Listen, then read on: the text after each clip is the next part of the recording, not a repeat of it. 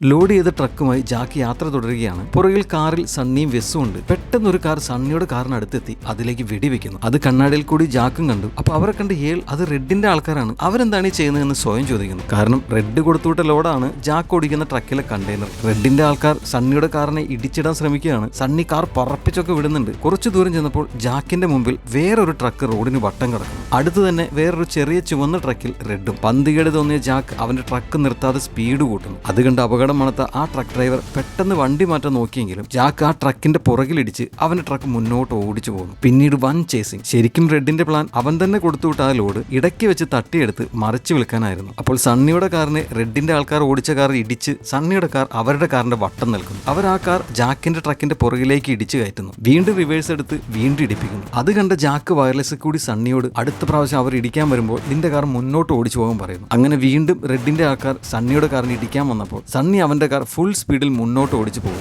അതേസമയം തന്നെ ജാക്ക് അവന്റെ ട്രക്ക് സഡൻ ബ്രേക്ക് ഇട്ട് നിർത്തുന്നു. അപ്പോൾ റെഡിന്റെ ആൾക്കാരുടെ കാർ ജാക്കിന്റെ ട്രക്കിന്റെ പുറകിലേക്ക് ഇടിച്ചു കയറി പൊട്ടിത്തെറിക്കും. അങ്ങനെ ആ ഗംഭീര ചേസിങ്ങിന് ശേഷം ജാക്ക് ഒരു സ്ഥലത്ത് ട്രക്ക് നിർത്തി ഇറങ്ങി വന്ന് ഏളിനോട് അവർ എന്നെ ആക്രമിച്ച് ഈ ലോഡ് തട്ടിയെടുക്കാൻ ശ്രമിക്കുന്നുണ്ടെങ്കിൽ ഇതിൽ അവർക്ക് വേണ്ട എന്താണെന്ന് എനിക്ക് അറിയണമെന്ന് പറഞ്ഞു. അവൻ ചെന്ന് കണ്ടെയ്നർ തുറന്ന് അതിന്റെ അകത്തേക്ക് കയറുന്നു. അപ്പോൾ എന്തായിരുന്നു ആ കണ്ടെയ്നറിനുള്ളിൽ? ഗംഭീരമായ ആക്ഷൻ സീനുകളുള്ള ഈ ആക്ഷൻ സിനിമയുടെ മുഴുവൻ കഥ നമ്മുടെ ചാനലിലുണ്ട്. എല്ലാവരും കണ്ടിട്ട് അഭിപ്രായം പറയണേ.